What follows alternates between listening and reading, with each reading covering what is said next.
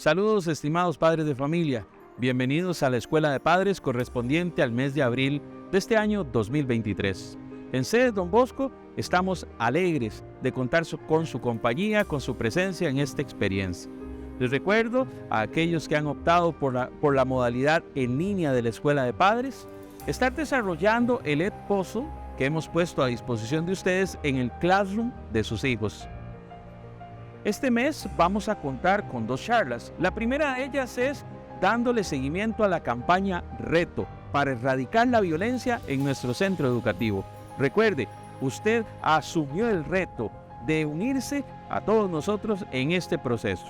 Seguidamente también compartiré un tema que se llama La aventura en familia. Espero que esta escuela de padres sea de mucha formación y la disfruten muchísimo.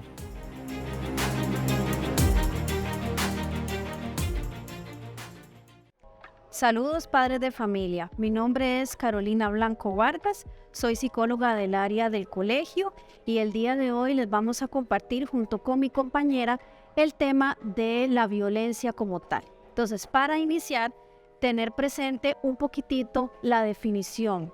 ¿Cómo qué? Bueno, saber que la violencia es el resultado muchas veces de un daño físico, sexual o psíquico que están incluidas las amenazas, la coerción o la privación arbitraria de la libertad. Entonces, esto es importante tenerlo en cuenta porque aunque sea a nivel público o privado, de una u otra manera siempre va a afectar a las diferentes personas que se ven involucradas en actos de violencia.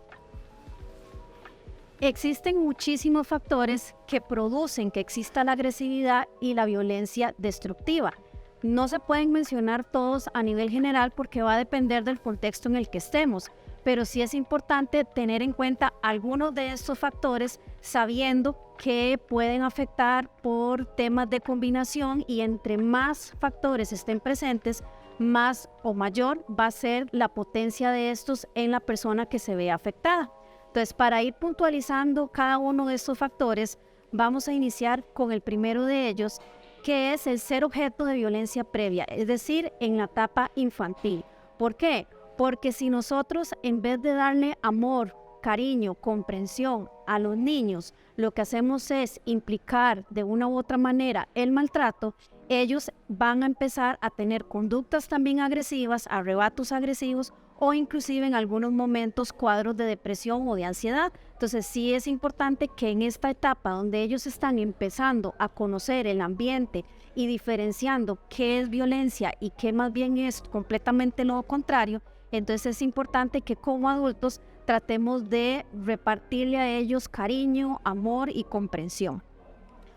Otro factor que está presente en la violencia es cuando existe frustración, fracaso o un estancamiento que puede ser prolongado o que va prevaleciendo en el tiempo. ¿Por qué? Porque muchas veces cuando nuestros hijos o inclusive nosotros como adultos nos frustramos o nos sentimos estancados, esto puede generar un acto de violencia al ver que no logramos salir adelante, o bien puede ser que también afecte a las demás personas. ¿Por qué?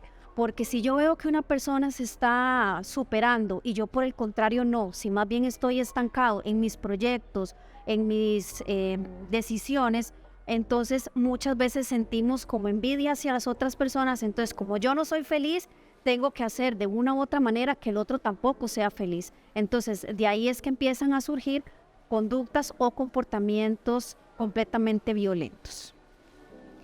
¿Qué otra cosa nos puede afectar a que tengamos este tipo de conductas? Bueno, las presiones y las carencias de opciones de salida. Por ejemplo, nosotros como adultos puede ser que al tener conflictos a nivel laboral, problemas económicos, deudas o desprestigio a nivel profesional, en algún momento al sentir esa carencia de que no logramos salir adelante, entonces nos comportamos con actitudes violentas hacia las demás personas o hacia nosotros mismos muchas veces, golpeando cosas, autoagrediéndonos y ese tipo de actitudes. ¿Qué pasa en el caso de nuestros hijos? Bueno, si ellos están sometidos a burlas, a sarcasmos, a groserías de parte de otras personas, muchas veces la manera de ellos defenderse o brindar una atención, escúchenme, estoy mal, es precisamente mediante la violencia, inclusive a nivel académico. ¿Cuántos de ellos se sienten presionados porque tal vez papá me exige de 90 para arriba y puede ser que no es que no tengan capacidad, sino que están tan cargados de esa presión que reciben de los adultos que no logran desenvolverse de una manera natural? Otro aspecto, otro factor que también influye muchísimo a la presencia de actitudes violentas es el abandono afectivo prolongado. ¿Qué significa? Bueno, la misma palabra lo engloba, ¿verdad? Abandono, que la persona siente que no lo toman en cuenta, que lo dejan aislado, que no le dan muestras de afecto. Entonces, todo este tipo de cosas va generando una ansiedad, ¿verdad? Entonces, salir presentándose la ansiedad, el niño o el joven va viendo también un rechazo de que los demás no se están acercando a mí, que me excluyen o que mis papás no son afectivos, que cuando yo trato de acercarme a ellos más bien me hacen a un lado, me quitan. Entonces ese tipo de cosas hace que en un futuro ellos vayan disminuyendo esa sensibilidad de sentir emociones y entonces se comportan en un futuro como personas también agresivas, cuando dicen, por ejemplo, que no pueden manifestar afecto, que por más que lo intentan no pueden ser cariñosos porque desde pequeños empezaron a sentir ese abandono afectivo. También tenemos el tema de hacinamiento o de cotidianidad rutinaria prolongada. ¿Qué significa? Bueno, el hacinamiento es obviamente que no existe un espacio para yo poder desarrollarme. Veamos, por ejemplo, en las cárceles que está totalmente la gente agrupada, que no pueden ser ellos. Hay muchísima manifestación de agresividad en esa parte. En nuestros hogares puede ser que convivamos con muchísimos miembros de la familia o que compartan muchos hijos el mismo cuarto y al no tener un espacio para que ellos puedan desarrollarse, tener su espacio para poder descansar, por ejemplo, ese hacinamiento les genera muchas veces conductas agresivas. Y la cotidianidad rutinaria, ¿por qué? Porque puede ser que no haya una organización, porque puede ser que al haber interferencias de una persona hacia otras, eso afecta el que yo pueda desarrollarme de alguna manera, y también la falta de satisfacción. ¿Por qué esta parte? Porque si nosotros hacemos todo ya de una manera rutinaria, puede ser que no encuentre una motivación a las cosas que yo estoy realizando y al sentirme frustrado o sentir que no hay una satisfacción, nos comportamos de una manera agresiva y en algunos casos también depresión. Y la depresión no únicamente se ve en la persona que está triste, aislada, que pasa llorando. Una manifestación también de depresión es que actúan de una manera también impulsiva para que se note que ellos están mal.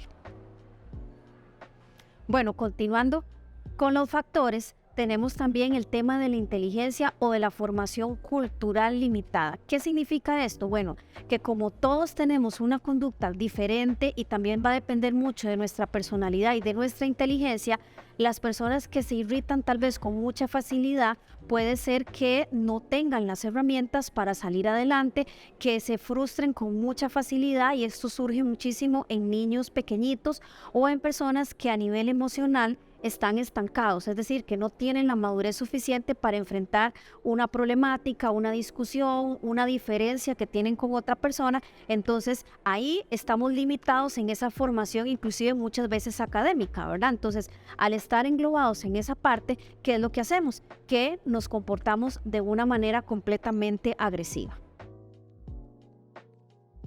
Los grandes beneficios que obtenemos al ejercer actitudes violentas. Al verlos como incentivos, entonces muchas personas al obtener esa recompensa continúan comportándose de manera agresiva.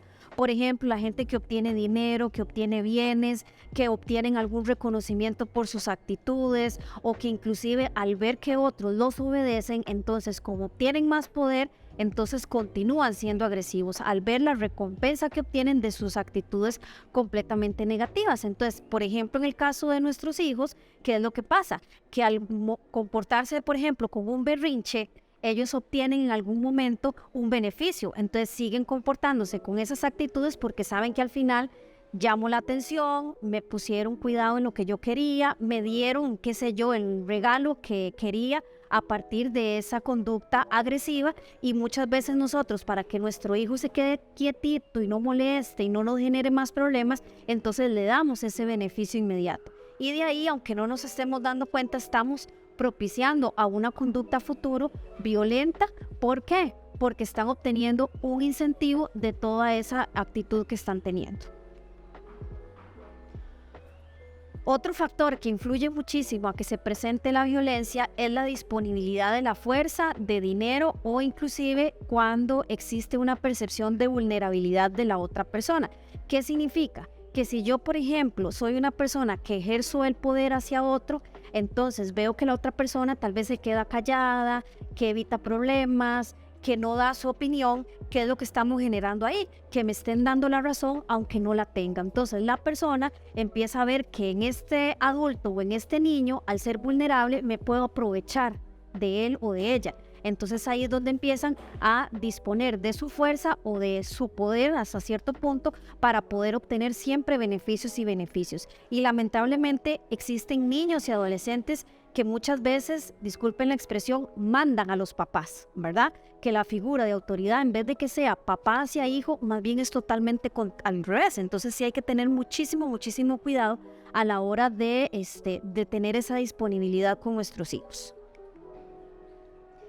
La impunidad, ¿qué significa esto? Bueno, hay muchísimos puntos que podríamos englobar acá, pero aquí lo que hay que tener presente es que muchas veces cuando nos damos cuenta que la ley no nos respalda, que es injusta, y no solamente pensemos en la ley a nivel país, sino también en los centros educativos donde están nuestros hijos, que es que no están siendo justos con la disciplina, que están mandándole una boleta y que no es justo. Entonces, todas esas cosas, independientemente de que sean o no sean ciertas, nos genera muchísimo enojo y muchas veces la reacción de nosotros como adultos es venir con actitudes violentas a reclamar que le den el derecho a mi hijo, que lo respalden ante cierta situación, y nuestros hijos están viendo esa actitud y ese reflejo. Entonces acá en el colegio, ¿qué repiten? Esas actitudes de que necesito que me den mis derechos a base de groserías, de malas palabras, de actitudes completamente violentas hacia compañeros e inclusive hacia también profesores o algún otro adulto. Entonces, ¿qué hay que tener cuidado acá? Bueno, que es cierto, puede ser que en algún momento las consecuencias que uno esperaría ante un acto de impunidad no estén presentes, pero también tenemos que saber que entre más actitudes tengamos de, como decimos, de ejercer por nuestra propia mano el derecho o el dar la razón, no siempre va a ser del todo positiva. Y también tenemos la familiaridad con la violencia y la cultura de violencia. El nombre como en sí engloba muchísimas cosas y creo que nos da mucha claridad, pero sí saber que entre más familiarizado esté un hijo con la violencia, más repetitiva va a ser esa conducta, más prolongada inclusive, ¿verdad? Entonces tener mucho cuidado porque a veces los educamos por medio de redes sociales, de juegos, de televisión, de series y no los acompañamos en ese proceso. Y puede ser que dentro del contexto de esas series o de esas películas haya mucha violencia. En los juegos que hacen en línea, Play y tantas cosas que existen, jueguitos de celular, ahí puede ser que se esté propiciando aún más la violencia y ellos lo llegan a ver como una conducta normal, como algo que es permitido, que todo el mundo lo hace, y entonces a raíz de eso la acción de los chicos llega a convertirse en una actitud completamente violenta. Entonces sí tener cuidado cuando repetimos esos comportamientos y ver que no necesariamente el que en una familia exista violencia es algo normal, es algo típico, o que la manera de resolver los problemas es siempre gritándole al otro, faltándole el respeto, sino más bien crear esa cultura no de violencia, sino una cultura donde exista más bien paz, donde exista armonía y donde verdaderamente se hable con nuestros hijos y se les haga ver cuando se están equivocando y darles ese espacio, no solamente decirles por qué no o gritarles y propiciar aún más la violencia y la agresividad dentro de nuestra familia. Ahora vamos a pasar a otro contexto que tiene que ver propiamente con los tipos de violencia y algunas de sus implicaciones. Entonces vamos a pasar con mi compañera Paola para que ella pueda explicarles esta segunda parte de la exposición que teníamos para hoy. Buenas noches, padres de familia. A mí me corresponde hablarles de los tipos de violencia. Para iniciar, vamos a reconocer 4 tipos de violencia. La violencia psicológica, la violencia física, la violencia sexual y la patrimonial. Vamos a continuar para tratar de ver qué trata cada uno de estos tipos de violencia. La violencia psicológica incluye toda conducta verbal o no verbal que se produce en una persona Esta violencia va a desvalorizar a la persona y la va a dejar sentirse mal, al punto de que son humillaciones, amenazas, el desprecio, y que esta persona se va a sentir inferior a las otras que tiene a su alrededor. La va a hacer culpabilizarse y limitarse incluso en su rendimiento académico o en su rendimiento profesional. Seguidamente tenemos la violencia física. Esta corresponde a cualquier golpe o amenaza hacia el cuerpo de cualquier persona de cualquier edad.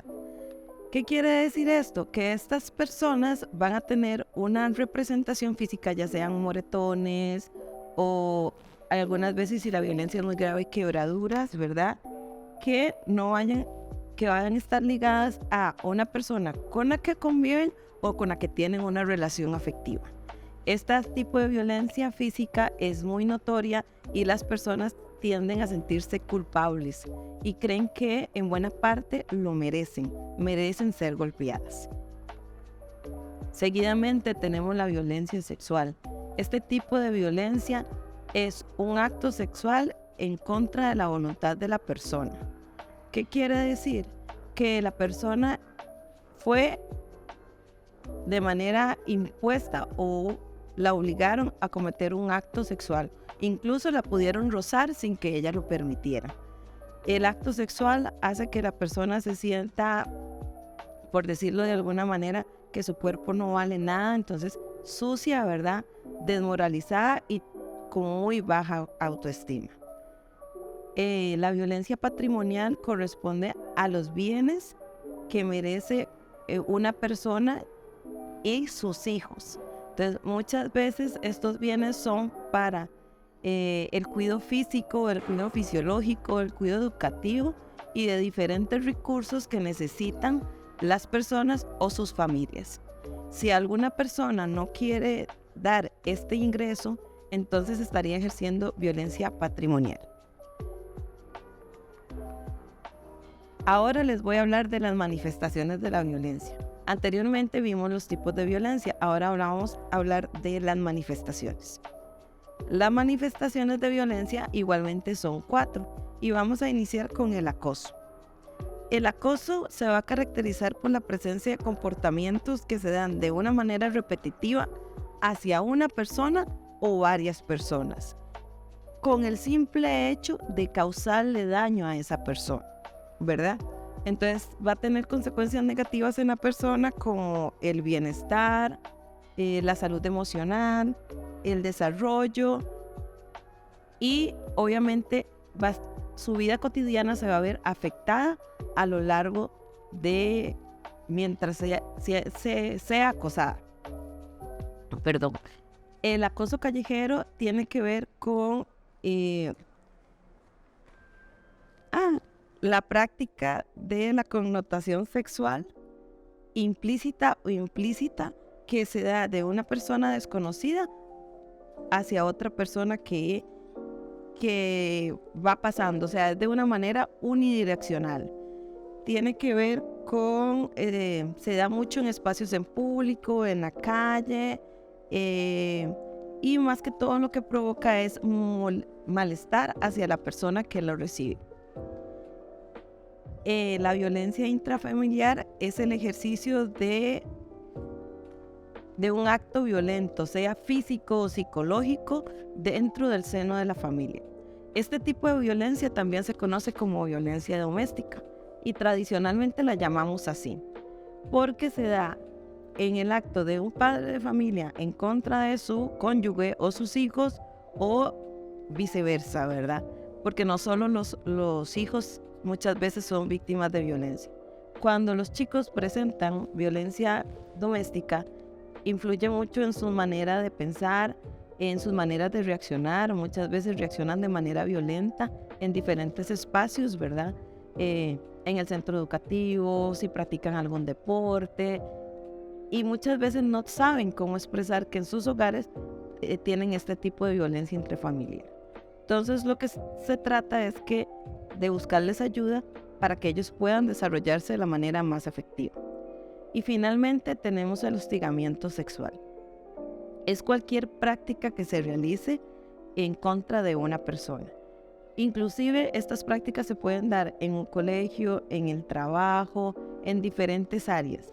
¿Qué quiere decir? Que cualquier persona puede tocarme sin autorización o rozarme o abrazarme y hacerme sentir incómodo, al punto que yo me siento cohibido cuando esa persona está cerca de mí. Bueno, y por supuesto, como una forma de desearle que le vaya muy bien y no nos olvide, les pido a todos que le demos un gran aplauso a Tomás.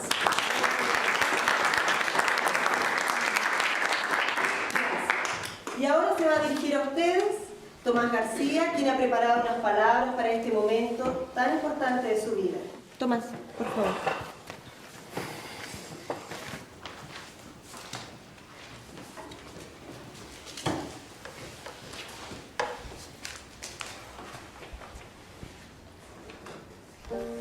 Compañeros, les quiero decir que hoy es un día muy especial para mí.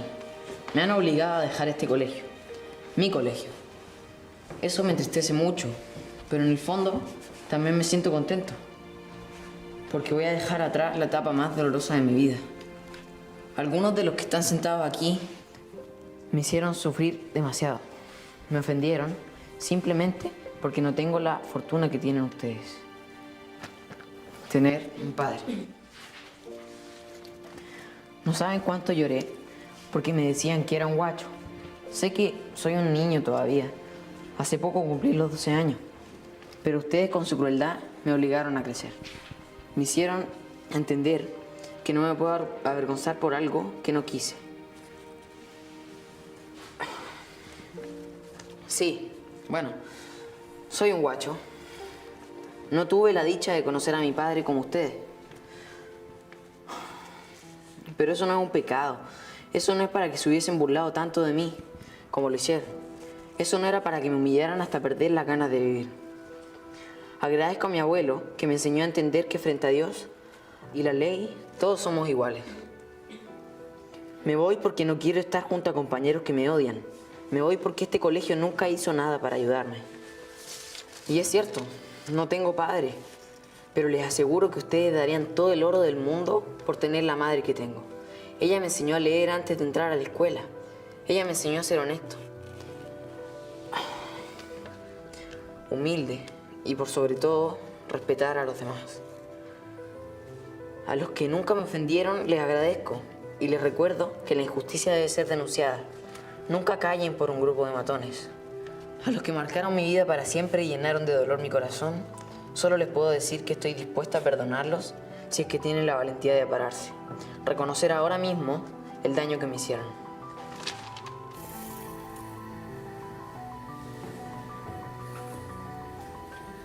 No saben cuánto me hubiese ayudado a superar la pena que siento si hubiesen sido capaces de reconocer su error. Muchas gracias por haberme escuchado. Y, bueno, supongo que esa torta es para ustedes.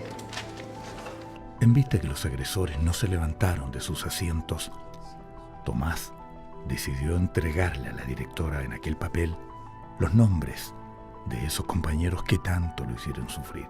En la despedida tuvo el coraje de rechazar esa torta, porque para él representaba el desprecio, la humillación y la vergüenza.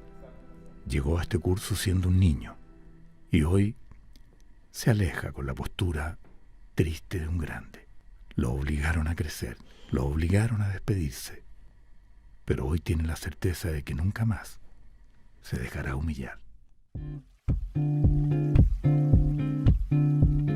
Saludos, estimados padres de familia. Bienvenidos a la Escuela de Padres correspondiente al mes de abril. Me corresponde este año impartirles una enseñanza hermosísima relacionada con la familia, que la hemos llamado la aventura de la familia. Quisiera empezar este tema con una introducción que para mí es muy significativa en relación al tema. El Papa Francisco nos dijo, la familia es el primer lugar donde se aprende a amar. Le invito a que se remonte en el pasado y recuerde sus experiencias de familia. Esos abrazos, esos cariños, esos chineos de sus padres, de sus abuelitos, de las personas que lo aman.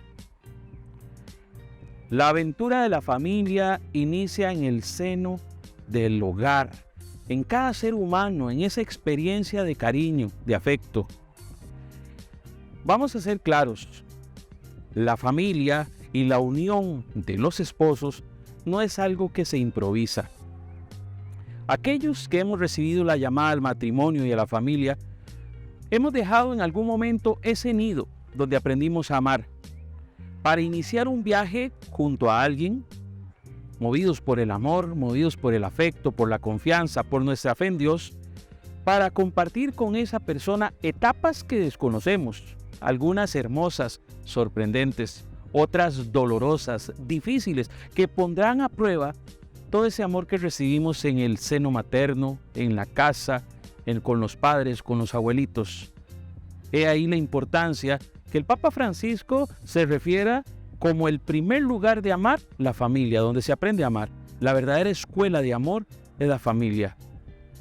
Y nuevamente les invito a remontarse a sus familias, a sus infancias, cómo eran esos abuelitos, esos tíos, esas papás, esas mamás, cómo fueron esas manifestaciones de amor. Usted podría decir hoy que fue marcado gratamente, dejaron una huella hermosa, o por el contrario, quedó una cicatriz.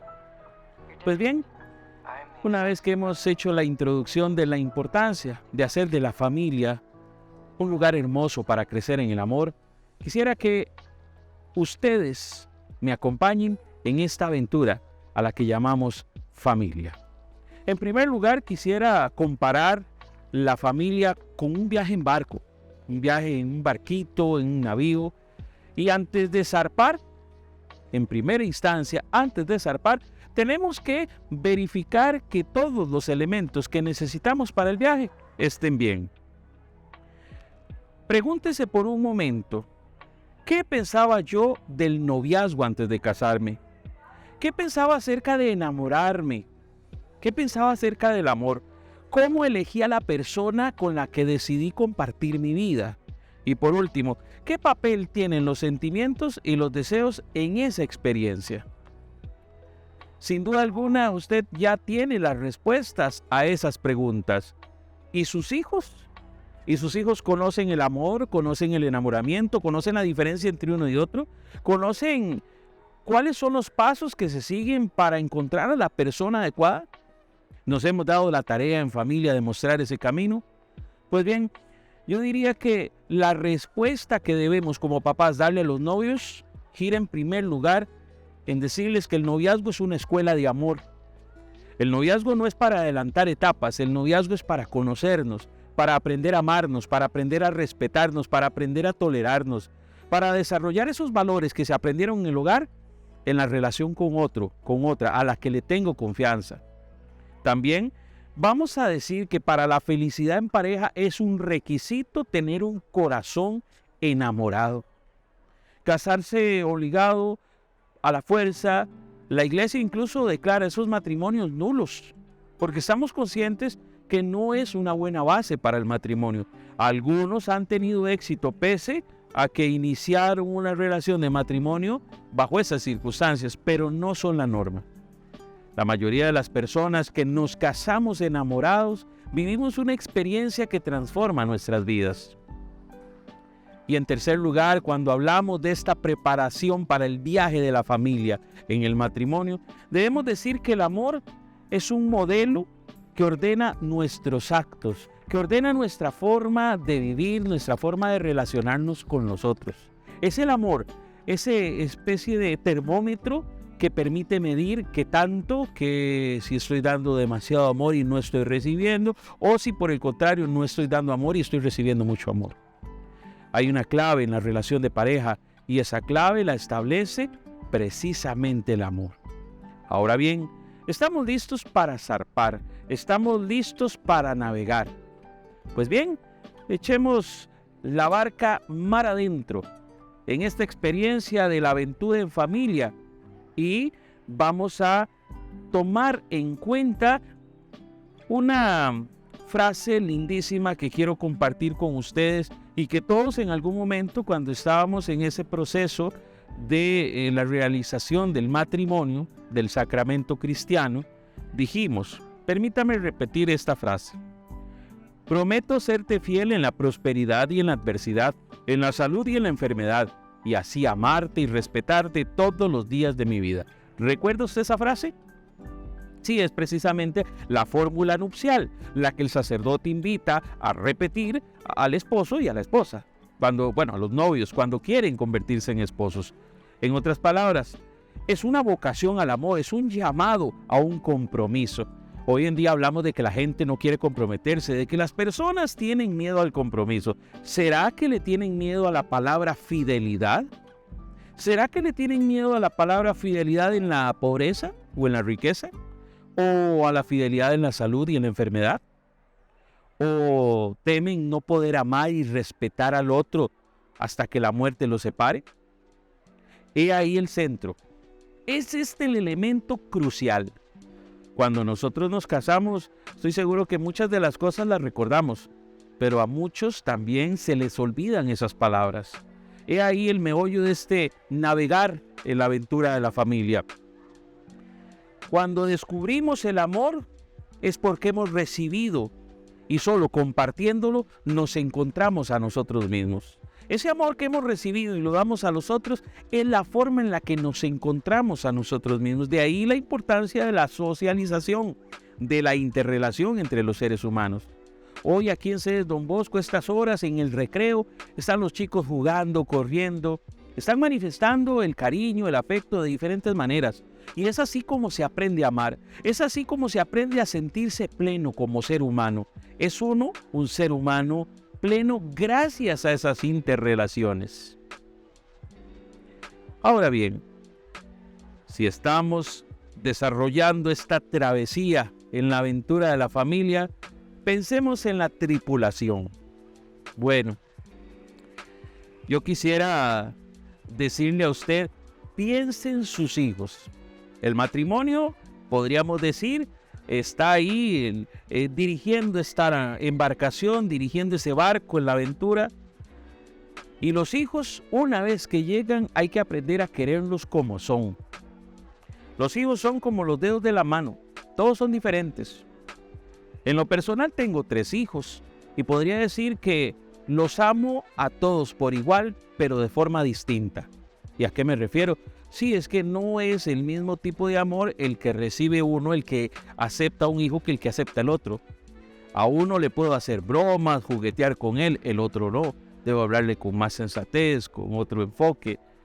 De niños a algunos les gusta mucho correr y saltar, otros son más sedentarios, les gusta más ver películas, jugar, no sé, con los rompecabezas, colorear en los libros.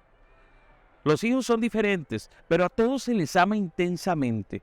Pero ellos deben aprender a que son amados por su individualidad, por su personalidad, por su realidad de ser humano. No porque sea bueno o porque sea malo, no porque hizo la tarea o porque no la hizo, no porque se portó bien, porque el amor de los padres es un amor incondicional que se proyecta al hijo pese a todo. También hay que hacerse con ellos las mismas preguntas que se plantean. Incluso cuando llegan a la edad de 15 años y empiezan a tener esos dramas existenciales, nos preguntamos, ¿son esos dramas existenciales válidos? Nos sentamos con ellos y nos preguntamos con ellos el por qué existo, el para qué existo, si me siento amado o no me siento amado.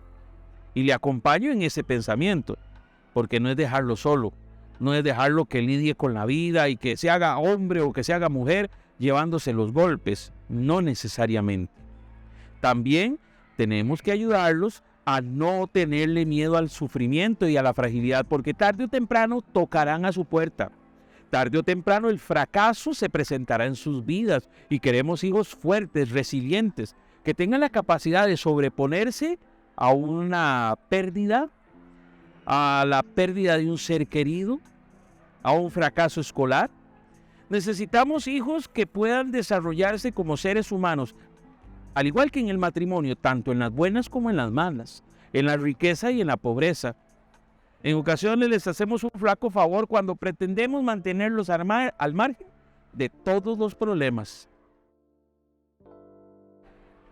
Hay que trabajar la confianza, hay que trabajar en que se tengan confianza a sí mismos, que nos tengan confianza a nosotros, eso es importante, pero que se confíen de sí mismos, de lo que ellos pueden hacer, de cómo lo pueden hacer. La familia cristiana es en el contexto donde se nace y se desarrolla la vocación de ser humano. Podríamos decir, el semillero de las vocaciones es la familia. Puede ser una vocación religiosa, puede ser una vocación al trabajo, a la soltería, puede ser una vocación a la familia. También podríamos decir que los padres y madres están llamados a acompañar a sus hijos en ese proyecto de vida, descubrir cuál es el proyecto de vida. Es bueno orientarles, no hacer el proyecto por ellos, Dios guarde. Piense por un momento, ¿qué tanto ha influido en que mi hijo construya un proyecto de vida según sus capacidades, según sus habilidades? Imagine que tengo un hijo que no le gusta ver sangre y le voy a influir para que llegue a ser médico cirujano. Estaría frustrándolo, porque si no le gusta la sangre y lo voy a exponer a ese ambiente, pues no va a ser algo grato para él. Y aunque yo como papá diga, eso genera mucho dinero, vas a ser muy rico, eso no lo es todo. Recuerde que el verdadero sentido de la vida es ser feliz, es encontrarse a sí mismo, es entender que Dios me ama y tener la capacidad de demostrarle a otros ese amor que Dios me dio a través de mis papás. No hay nada más estimulante para los hijos que ver a sus propios padres en el matrimonio y en la familia vividos como misión.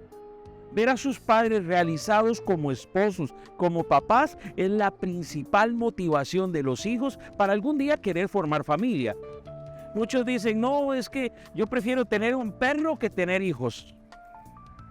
¿Será acaso que en algún momento les hemos manifestado que tener hijos es malo? ¿Que tener hijos es feo?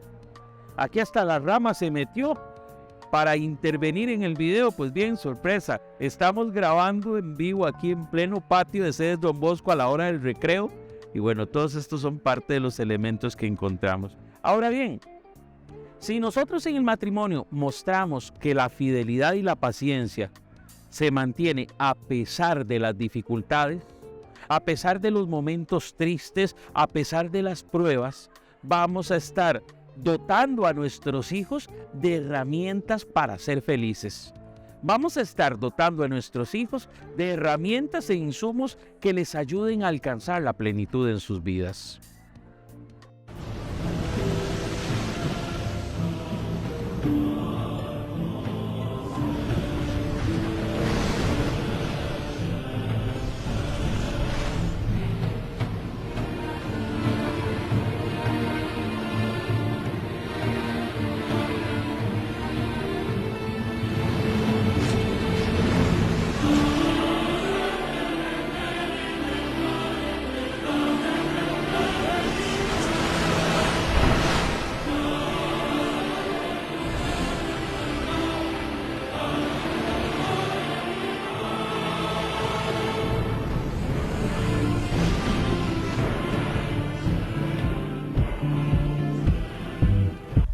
No hay nada que nos vacune contra la tempestad.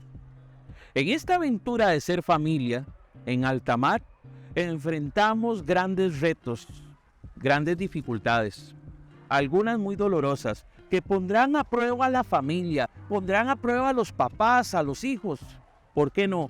Hasta la familia cercana, los abuelos, los primos, todos llegarán un momento a sentir dolor por las vicisitudes propias de la existencia. No piense que es que tiene mala suerte o que le va mal. La vida es así. Tiene momentos hermosos. Y tal vez usted ve en la calle a alguien muy feliz, pero no sabe qué es lo que lleva en su corazón. Tal vez la tristeza y la depresión de una infidelidad.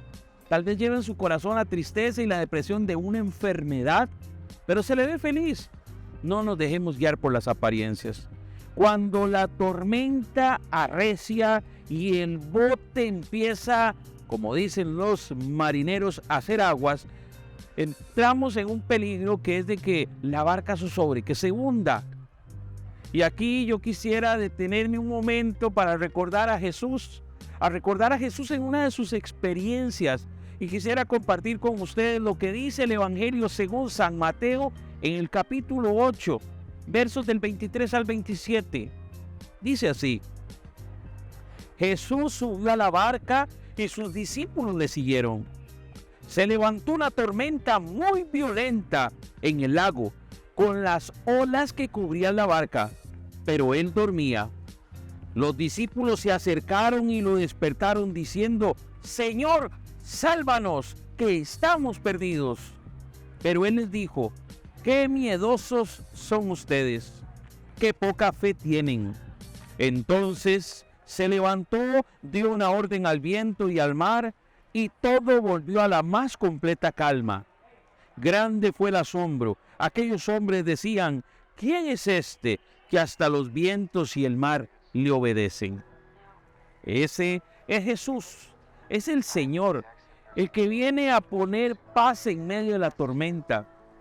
Cuando llega la tormenta a esa familia que está viviendo la aventura de la vida, la clave es tener a Jesús en la barca. Porque si no llevamos a Jesús en la barca, ¿a quién le decimos que detenga la tormenta? Estamos conscientes que hay tormentas que no se pueden detener, pero si tenemos a Jesús en la barca, Él la va a detener para nosotros. Nos va a dar la fuerza para sobrellevar esa dificultad, para poder superar esa prueba. En lo personal, he tenido que pasar pruebas en la vida como todas las personas, algunas más difíciles que otras, pero lo más hermoso de todo, después de la prueba, es mirar cómo Dios ha estado ahí, cómo Jesús ha estado presente en esos diversos momentos, en esas diversas situaciones de dolor, de problemática. La alegría de sentirse acompañado por Jesús. Claro, hay momentos de desesperación, sentimos que ya no podemos, que ya no damos más. Pero es justo en ese momento que llega Jesús a transformar la tormenta en paz, a poner calma, a devolver la alegría, a devolver el gozo. Porque Jesús sabe muy bien lo que necesitamos, sabe muy bien aquello que nos hace bien, aquello que nos fortalece. Y si bien es cierto, permite la tormenta en algún punto, no nos dejará ahogarnos en ella, porque Él nos ama. Ahora bien, pensemos por un momento, una vez que pasamos la tormenta, una vez que Jesús nos ha manifestado su amor y su cariño, llega la hora de levantar anclas. Subir las anclas es desprenderse de muchas cosas para seguir adelante. Y decir, la familia no está anclada en una isla. La familia es un lugar de encuentro para compartir, salir de nosotros mismos e ir al encuentro de los otros. El pequeño núcleo familiar no debería aislarse. Cuando decimos una familia aislada, es esa familia que vive en un residencial donde vive mucha gente, pero no sabe quién vive enfrente ni quién vive al lado, porque llega y se va. Tiene la casa como hotel y no se interrelaciona con los demás. Es más, pensemos en nuestra familia ampliada, abuelos, tíos, primos, vecinos, etc. En esta familia grande puede haber algunos necesitando ayuda, puede haber algunos necesitando compañía, puede haber algunos necesitando un gesto de afecto y pueden estar algunos incluso experimentando grandes sufrimientos. Pero usted y yo hemos pasado la tormenta. Jesús ha puesto la calma en nuestra vida. Podemos animar a estas personas. Esa es la vocación de la familia. No quedarse cerrada en sí misma, sino abrirse a los demás, abrirse a los que más lo necesitan, a aquellos que están urgidos de esa atención. Ha llegado la hora de que la familia deje de estar puerta adentro y abra sus puertas y vaya a la vecindad. Como diría el Papa Francisco, que vaya a la periferia, que busque a aquellos que necesitan ese acompañamiento, sabiduría y ayuda que solo la familia le puede brindar. Ahora bien, las etapas de la vida no son mundos separados que compiten entre sí, sino más bien son una alianza entre pasado, presente y futuro. No somos solo el pasado.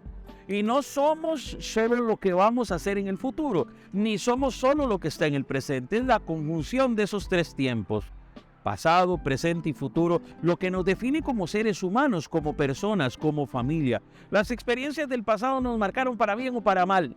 Deje ya de estar mirando atrás, pero no olvide que también el pasado nos dejó grandes enseñanzas.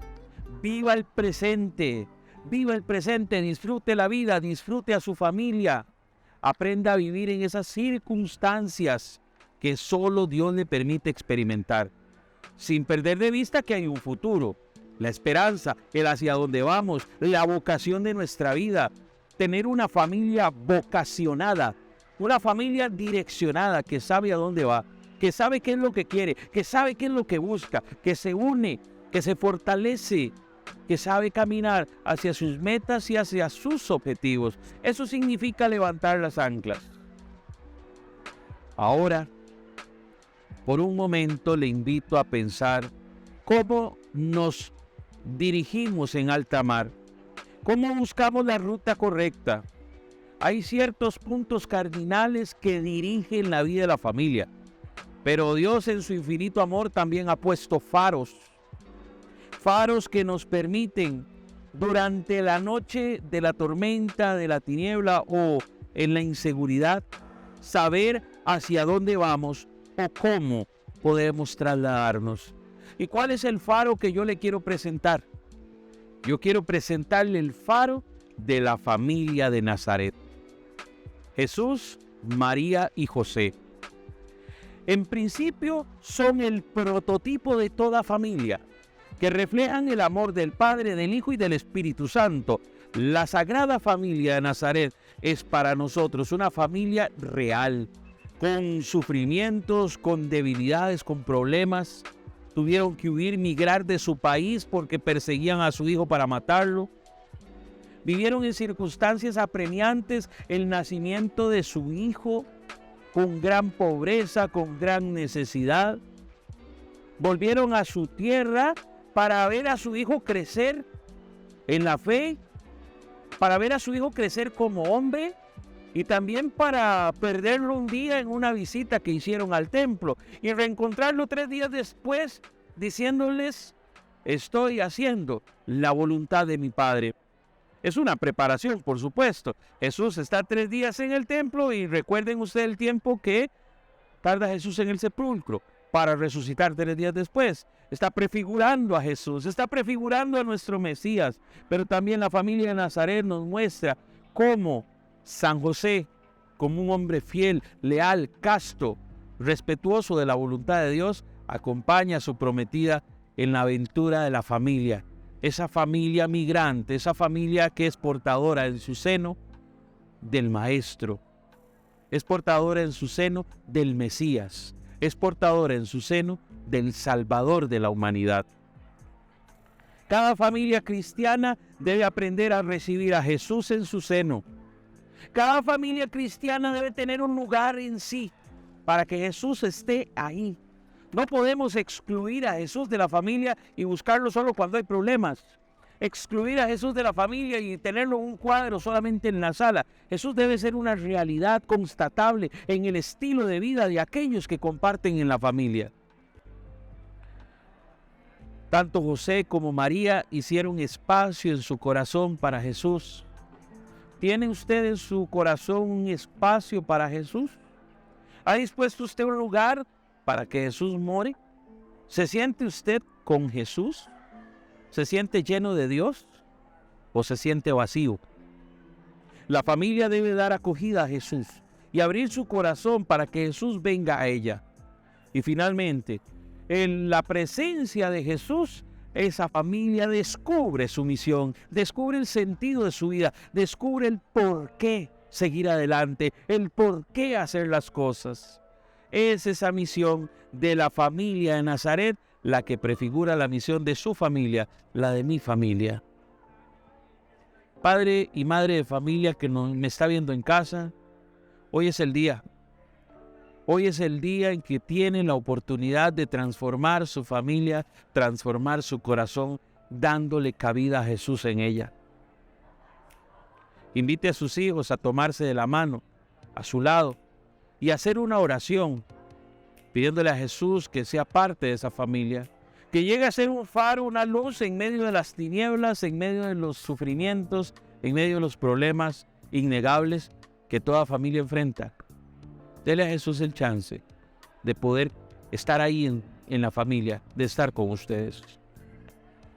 El amor que conduce al matrimonio y a la familia puede ser también un camino divino, vocacional y maravilloso. Yo quiero invitarle a que ahora sí, oremos juntos y pidamos por las familias. En el nombre del Padre, del Hijo y del Espíritu Santo. Amén. Te damos las gracias, Dios, porque tu infinito amor se manifiesta de muchas maneras en nuestras vidas, en nuestros hijos. Manifiesta, Señor, tu poder y tu gracia en nuestras familias. Que nuestros corazones te reciban. Que nuestras familias entiendan cuál es la misión que tú les has dado. Y que nos ayudes a ser parte constructiva de la iglesia. Ayúdanos a vivir en comunidad asistiendo a los más necesitados, en especial a esas familias que están pasando por fragilidades que los hacen sentirse que se ahogan, que su barca se está hundiendo. Señor, ayúdanos a convertirnos en instrumentos que colaboren en la salvación de las almas, para que algún día nos encontremos todos en el cielo y podamos mirarte cara a cara como familia y gozar de la plenitud eterna. Amén. En el nombre del Padre, del Hijo y del Espíritu Santo. Amén. Muchas gracias por su atención, gracias por este tiempo que ha dedicado a la Escuela de Padres y a este tema en específico. Espero que el próximo mes tengamos más experiencias como esta, de crecimiento en la fe y de formación.